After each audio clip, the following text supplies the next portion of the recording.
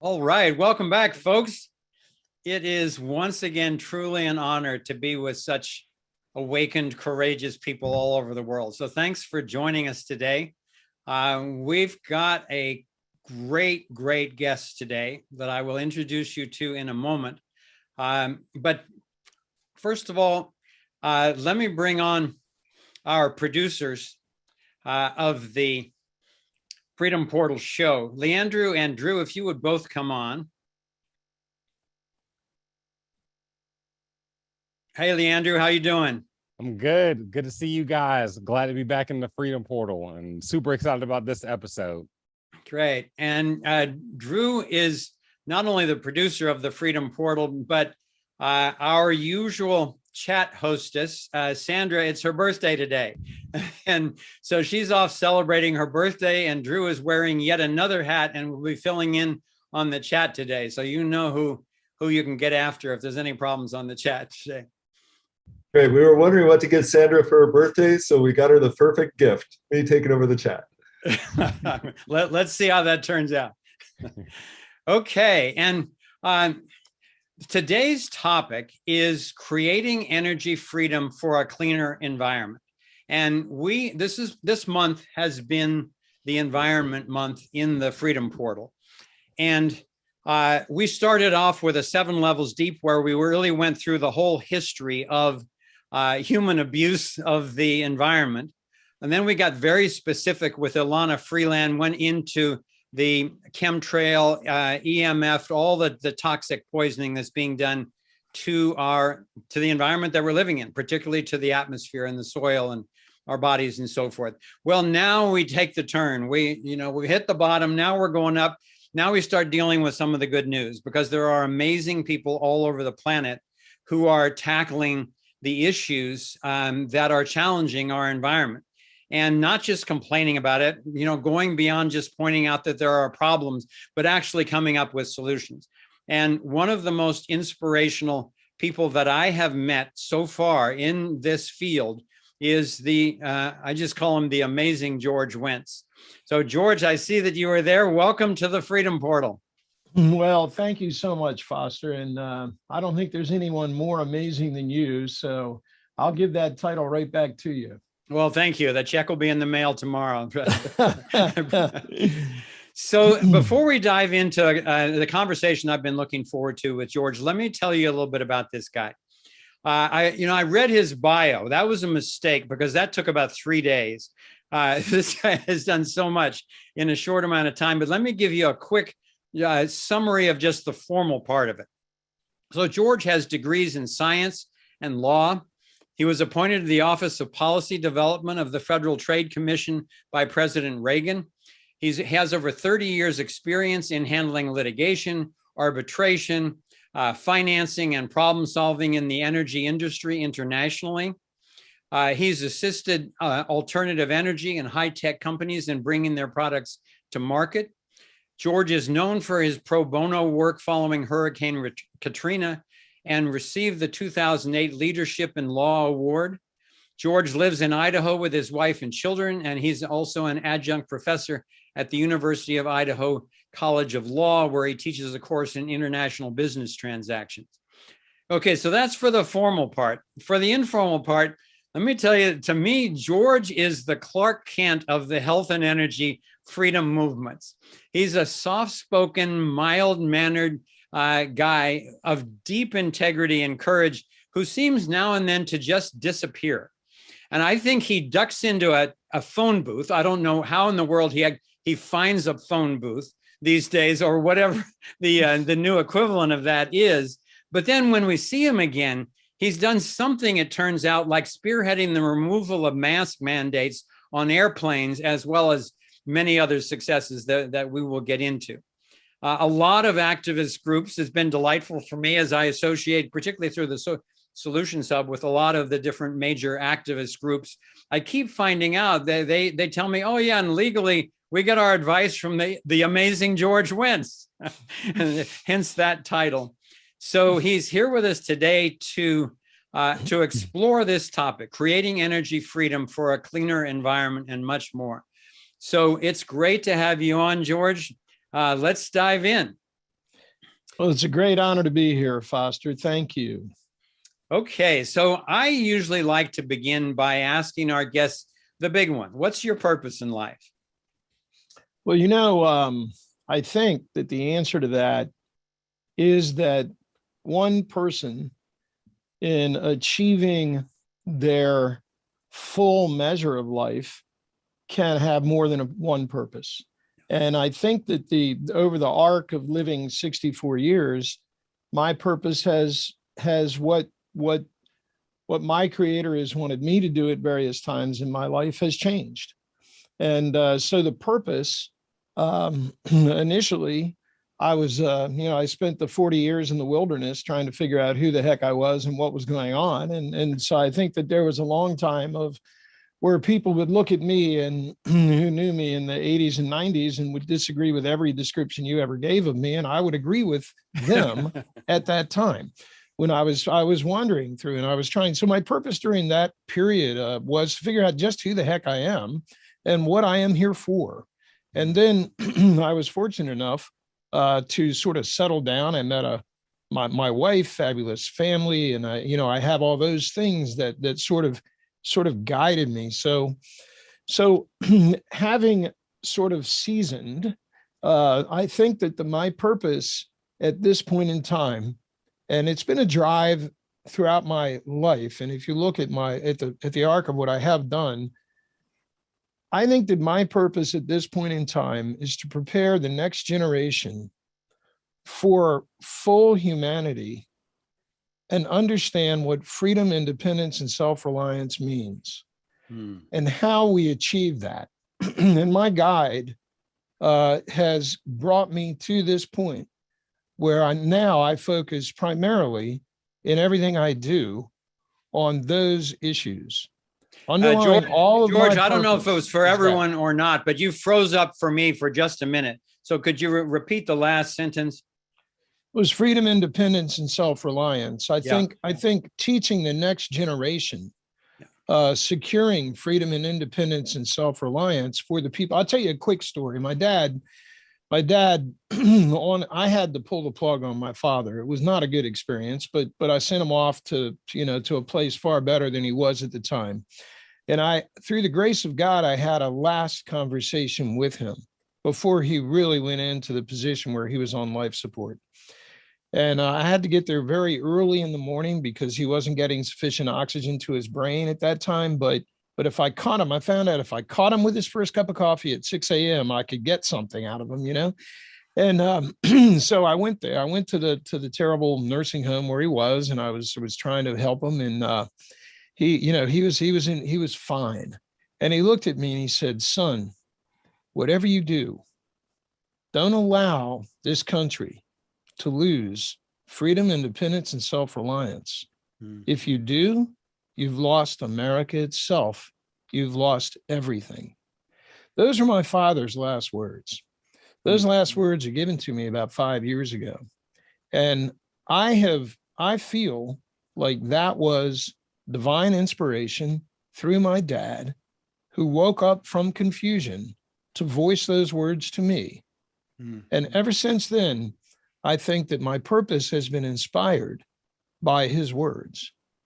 So when I look at everything that's going on in our world, and I look at the concentration of political power, I look at the concentration of financial power, I look at the concentration of technology and power there, I look at the censorship, I look at the domination of people who should be thriving.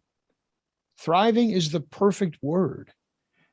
That we should thrive. We are intended to thrive. But there are people and powers that want us not to. And we humans, we need to fight back against that every single time that we can. And I believe that in my final decades, this is my purpose in life.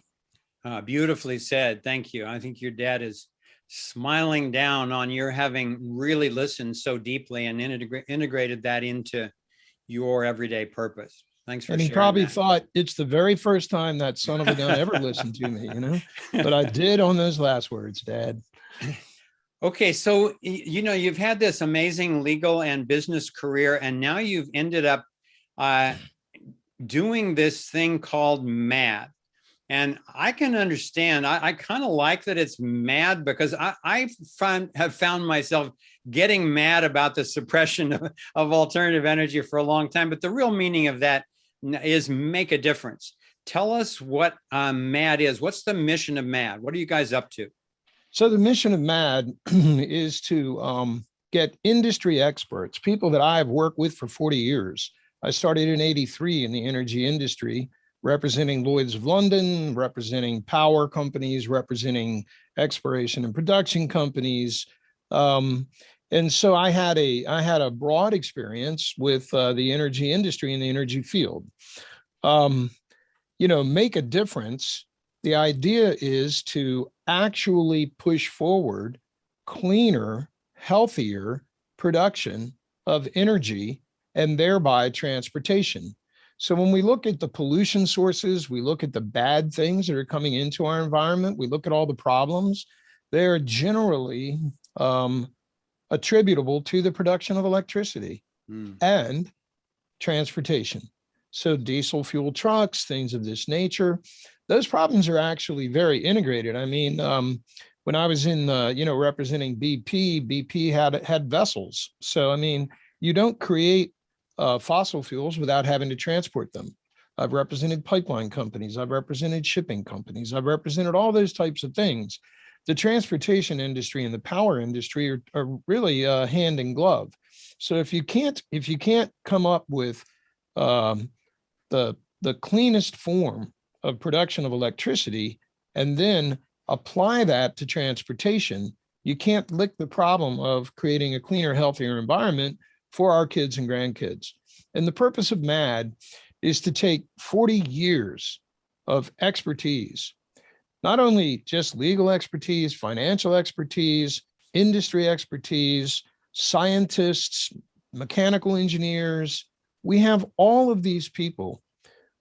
I assembled them and I said, let us solve the problem, because most certainly the renowned scientist and energy expert, John Kerry, is never going to solve this problem, right? And we have an ethical duty as people who are in the actual field to prevent the politicians from killing people with their political point of view. And the sad thing about energy is that when it's not there, and I hearken back to Katrina, people die. There's an ethical obligation to get this right. And the politicians want to score political points. The globalists want to amass more power. And if we don't solve the problem through free market solutions that put the power in the hands of the people, we will not be free anymore. That's the mission of MAD. Okay, great. I saw this on the website. I'm sharing my screen now. It says MAD Energy was founded to solve the greatest root problem, energy. Its mission is to decentralize the global energy grid and bring clean, abundant, affordable energy to the world. Wow. Yep. Congratulations on that mission. So let's dive into what it is that you're doing to accomplish that. I know you're working with a number of different technologies. And one of the reasons why I'm so excited about what you're doing is that, as you know, I've been involved in this for a long time. And I've seen that very often the problems aren't ultimately technical, that there are people who've solved the technical problems, but they become interpersonal, they become legal, they become business, they become security, they become political, all these hurdles in the way. And I've visited various incubators, and I've never seen one at the level that yours is. And for anybody who's not familiar with that term incubator, it's when applied to this field, it means like a safe place that like a premature child, a technological breakthrough can be supported with money and with legal and with security and with the business acumen to actually figure out how to get these things out. Because if you notice the world we're living in, no one's actually gotten over the goal line with this, and that's not from a shortage of technologies. So my confidence in your team is just huge. And so I want you to break down for the folks a little bit what technologies and what approach are you taking to solving this problem? So, the thing that we can't do is snap our fingers and get rid of the existing energy infrastructure. As I noted, if you did that, people just simply would die. You just have to imagine the entire East Coast with no refrigeration, no electricity whatsoever. We've seen it. We saw it post-Katrina. We saw it post-Sandy. We've seen it happen before. We've seen blackouts and things of that nature. If you cannot refrigerate insulin, then anyone who's diabetic has a major problem and probably will die. And so you have to realize that this is not a snap your finger problem and make it go away. So I object to the politicians who say we must immediately end all fossil fuel use. Now, do I like fossil fuel use? I mean, I wish that there's a cleaner way to do things right now. Guess what? There is a cleaner way to do things. And so what we do is we implement projects that move energy production from dirty sources to the cleanest available current sources. We roll those out. At the same time, now, obviously, we're a business, so we have to return to our investors. We'll get into the investment, why we're different as a company because of the way we set up our investment structure. But in terms of the mission is to knock out the dirtiest sources, replace them with much cleaner, totally proven sources, thereby reducing the pollution that is going into the air right now. We're not sacrificing better for perfect. That's one. That also has the added benefit of being a very low risk technology-wise, so that we can create funds to simultaneously pursue perfect. Yeah. So we benefit from better as we pursue perfect. I'll give you an example of better. In Suriname right now, we are partnering with the government of Suriname to stand up a liquid natural gas production facility. It's called a liquefaction unit. But what's interesting about the way that we're doing it is that there are offshore oil rigs right now that are pumping crude oil out of one of the largest crude oil discoveries in the world off the coast of Guyana and Suriname. For years, offshore oil exploration and production platforms have encountered what's known as associated gas. You're after the crude oil, but what comes with the crude oil? Oh, methane, natural gas. Cleanest form of fossil fuel, the best stuff that you could use. However, if you remember Deepwater Horizon, they encountered associated gas when that oil rig got production, and the blowout preventer, which is what would prevent the natural gas from coming up in a massive rupture, didn't work. They weren't able to get the gas safely up, and the entire thing exploded, and we all know the catastrophe there. So what they have done always is they have always just flared the natural gas that they encounter when they're going after crude oil. So off the coast of Suriname and Guyana right now, you can look and you can see massive plumes of terrible smoke and flame coming up because they have encountered a wonderful energy source, natural gas, cleanest burning fossil fuel, but that's not what they want. They want the crude.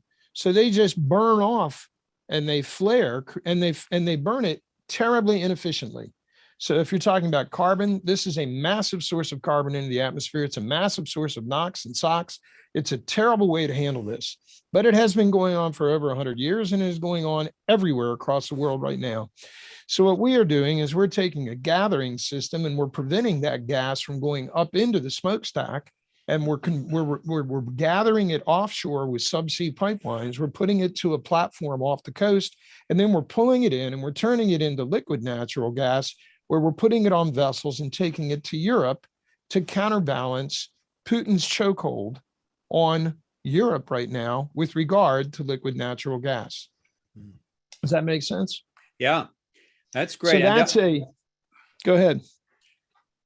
Yeah, I wanted to talk about the geothermal also. Are you ready to move on to that, or is there more to say on what the liquid natural gas? Well, liquid natural gas, the thing is that what we're also doing is we're piggybacking what is really the next carbon-free energy transportation source on top of it, which is hydrogen production. Yeah. So what we're doing is we're starting with the current fossil fuel that is the cleanest in the world, and then we're piggybacking hydrogen on top of it, because once we get the liquefaction units set up, we can create liquefied hydrogen. And that creates the transportation of hydrogen, which is the reason that we don't use hydrogen now, is no one's producing it effectively. So when we say we're transitioning, we talk about an energy renaissance. And the energy renaissance is the transitioning away from fossil fuels over to cleaner forms of energy that don't produce any pollution at all. Hydrogen is one of those. So our Suriname project is a true energy transition away from fossil fuels to hydrogen in a responsible manner that allows the energy production to go on. It doesn't threaten humans, and it gets us to a much better place quickly. And we're talking within 5 years. Yeah. We'll be producing liquid natural gas out of there in 2 years. So that's an exciting project that we're doing. It is core technology that we have today. Now we can talk about how we're moving to cooler stuff, but you just can't abandon the world. I love that you're really consciously participating in creating a transition, because if it's just done all of a sudden, as you say, it would be chaos. It could be World War III. A lot of people would be out of work and so forth. So we just need to consider these things as we're going toward the ultimate technologies that we both know about and can talk less about. But that's the beacon. But meanwhile, you're doing some amazing things. Tell us what you're doing with these data centers and the geothermal. Well, the data centers are really cool. We're so excited about them. MAD, at core, MAD is an energy company, right? What we do is we provide cleanest form of energy available today, and we work on the better form of energies for tomorrow. We were approached by a company called Addison that creates next generation data centers, and they use 40% electricity, 40% less electricity than, for example, the data center that Facebook set up outside of Albuquerque. 40% less electricity. They have an alternative cooling system where the CPUs are actually submerged in a liquid, which takes the heat off, allows them to run that you can actually get more out of the CPUs when they're submerged. And the trick was inventing a liquid in which electricity could work, which is no simple thing, but they did it. So now we have 40% of the electricity, 40% less electricity. This is really cool. 90% less footprint. So 90% less land. Oh. And 98% less water. And if you're in Albuquerque, that's a huge matter. And a lot of times these data centers are put in places because they're naturally cool and dry, where they are also naturally arid. And you have a problem with water consumption. If you cool these things with the old-fashioned air conditioning systems, they use massive amounts of water because they cool through evaporation. And I know that you're working with some geothermal resources as well. What are you doing with them? Well, we're combining our clean powering of these next generation data centers with new energy approaches for the production of electricity. Because one of the missions of Addison was to have the lowest carbon footprint possible, right? So we have partnered with a company that has developed a really innovative geothermal approach. And of course, Mother Earth at her core is very warm. And we can go down just a couple of kilometers underneath the surface of the Earth in various regions, and we can find extremely hot rocks. And the problem is accessing those in an environmentally responsible manner. I don't want to get too complicated, but if you understand the way that historically geothermal has worked, you would find a place in the world that had real hot rocks, Yellowstone, perhaps. You would drill down a pipe straight down, and then over here, you'd put another pipe, the hot rocks being underneath here. The water would be pumped down. It would be totally uncontrolled when it hit the hot rocks, and it would create steam in every single direction. And then you have this pipe over here that you hope a little bit of that steam comes up through. So it's massively inefficient with the use of water. And it also creates steam coming up that is laden with all kinds of minerals and heavy metals and things coming up from the earth with the steam. That steam is then pumped through a steam turbine, which turns a generator, which creates electricity. Well, that is a carbon-free production of energy, but the problem is that it uses water terribly, terribly inefficiently, and it also creates steam that has minerals that build up on the turbine blades, and so you have to stop and you have to clean those blades all the time, and the maintenance factor is huge.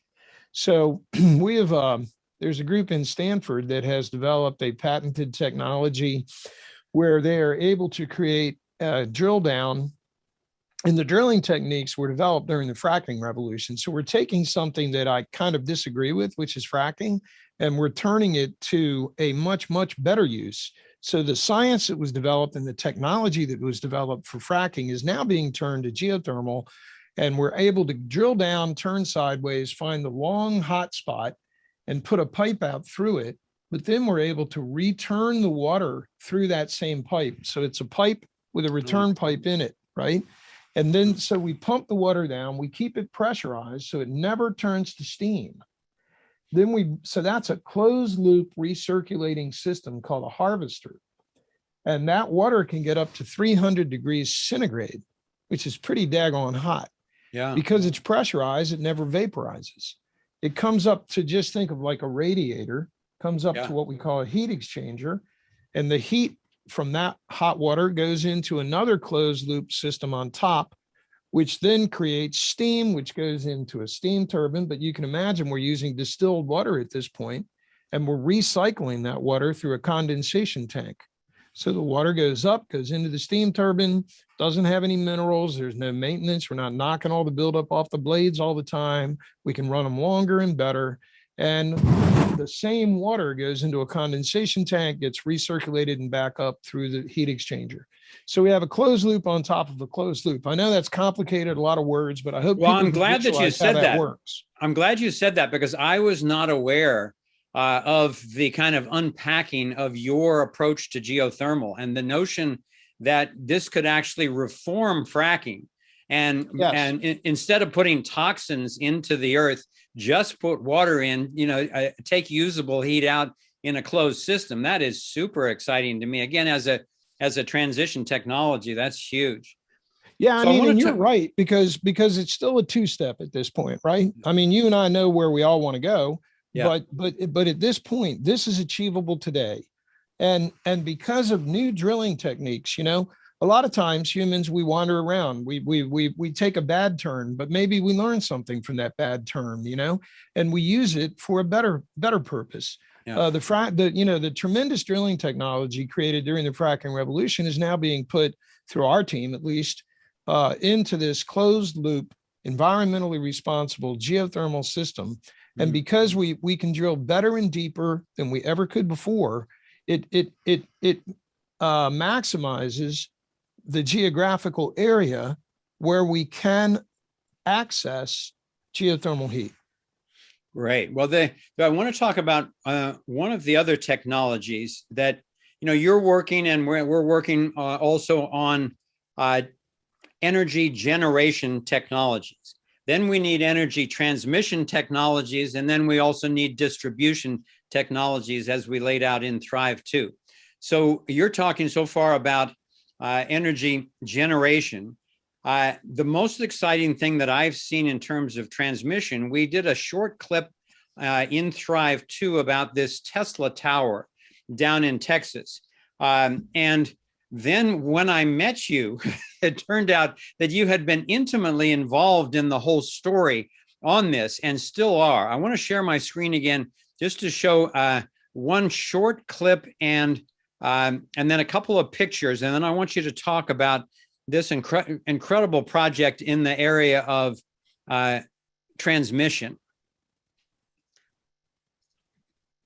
Okay, so I was down in Texas recently meeting George and his team there. And this is just from my iPhone as I'm approaching this Tesla tower off in the distance. So you can see this thing clearly from the highway. It's huge. I think it's 300 feet tall or something like that. And then this is George and one of his chief science guys, Walt, at the base of the tower. This is me at the base of the tower. And then I had the great honor to spend a couple of hours with George and the Coram brothers themselves. These are the guys we talked about in Thrive 2, who were actually the inventors of this tower. They spent 20 years recreating and then completing Tesla's Wardenclyffe Tower technology. So we got a chance to interview them. And let me stop at that and come back and George, tell us about how you have been involved with these guys, because it really touched my heart when I found out how you had been taking care of them emotionally, security-wise, financially. Like you're one of the few kind of inventor whisperers that I've come across, where the inventors just know that they're being heard, that they're being honored, and that it's safe. So could you talk a little bit about what your relationship is with this whole Visiv technology? Well, I was invited down several years ago. I mean, maybe 5-6 years ago, to look at at exactly what you showed there. It was not built at the time that I first visited, but the interesting thing was that at that point in time, the Coram brothers had developed the ability to transmit electricity from a small tower at a higher frequency on an AM band. They basically took an AM band radio station and produced a Zinc wave that carried electricity about 2,000 yards. Now, they warned, they said, look, this is inefficient. This is not the end goal. We just want to show you we can do it. Well, I mean, at that time, people were talking about a mat that went in your garage that went under your Tesla as you drove over top of it, and it wirelessly charged your Tesla battery, and it made it all of 4 inches, and that was like, oh, we've got wireless, and it was, and here I'm down there and I'm seeing pumps running and light bulbs going off and cell phones being charged 2,000, I mean, a couple thousand yards away from, a couple hundred yards away from where it was. It was 2 football fields. So whatever a football field is, it was 2 of those. And it blew me away because that's, to me, is proof of concept. No one has ever gotten that far. So then the adventure began where the tower was being built, right? Like so many things that happen with the advancement of technology, and no one has seen this more than you, Foster, and your Thrive movement, is the inventors are wonderful people and they have the vision. When you sit with Ken and Jim Coram, as you did, and you hear them speak of Tesla, and you hear them tell the story of being in Serbia at the Tesla Museum, reading originally all of his original writings, seeing his ashes in the urn, mm-hmm. They would go back and forth as if Tesla was there with them as we spoke. And no one has, and what they tell me, and they told you, is if you do what Tesla said, you get what Tesla got. Mm-hmm. And so what they have done is they have taken they have looked at what he did in Colorado Springs, right? They have looked at what he did in Wardenclyffe. They have taken every single note that they could get their hands on, and they have experimented with this since the 1970s. And so Visiv was set up to implement this. And unfortunately, there are many, many different disciplines that one must have in order to effectively commercialize energy technology. One must have a regulatory background. You know, my law firm represents Entergy and other energy companies, and we happen to have that. You have to have startup knowledge. You have to have, how do you raise funds to support it?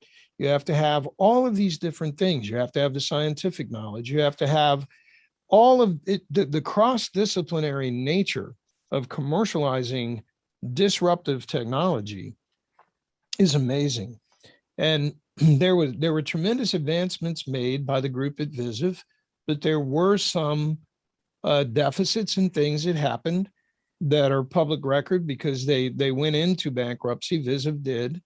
And we have been working with the Coram brothers during that period of time with another man in Texas that has really been some of the credit that you gave to me, I would give to him. I know he likes to remain anonymous, but we had a benefactor in Texas that did a lot of good things for the Coram brothers. I am a good friend of his. We worked together, and we did support them through some down times, and we are working with them now as that company has come out of bankruptcy to form a business model where we can commercialize this. One of the problems with doing the things that we do is that oftentimes, as much as I just want to jump up and down like a little kid, you know, there are certain things, because they're not finalized in documents, and they, you know, we haven't had the closing yet, that we just can't speak of. But I can tell you that we are working closely with the Coram brothers, and you met them and you know how they are. They're just wonderful people. Yeah. And we're going to, my feeling is that MAD has been chosen by the force that created the world to pull this through. And there's been many times during the past 5 or 6 years where I've walked away from this particular technology because I couldn't get the time right. I couldn't get the business structure right. I couldn't get what needed to have happen. Yeah. And I have a responsibility to the people that put money into MAD, which is the general public. It's the people watching. We're supported by the people. So I have a heavy burden to use their investment and their faith in MAD's management as wisely and as prudently as I can. And so therefore I've walked away from this several times, but like a bad penny, it keeps turning up, you know? So I think we are destined to commercialize this technology. You have been selected because of your integrity and your skills and your team to shepherd this thing through. There's a lot of details that we can't talk about yet, both in terms of the technology and the legal situation. But as you all in this network can imagine, there were nefarious forces who didn't want the decentralization of energy around the planet wirelessly. That would have undermined a lot of current businesses, but even more importantly for the culprits, it would have undermined the ability of them to control all of energy and dole it out as part of your social credit score to control the rest of your life. Exactly. So I'm really thrilled that you're involved, because I know from being with the inventors that you are who they trust in terms of your honesty and in terms of your business savvy, and the fact that you keep coming back with common sense and truth. So we're going to keep our network posted on the progress of this as any news becomes available. Right now, we're going to need to take a little bit of a break in this show, because this is the time when we're going to be closing down the access to all the free platforms where people have been streaming and restreaming. And anybody who wants to experience the continuation of this conversation, Leandrew will be giving you a step-by-step guide right now as to how to do that. You can come and sign up for a free membership trial in the Freedom Portal, and then it'll just take you a couple of minutes to go and sign up for that, and then you'll be right back in this conversation.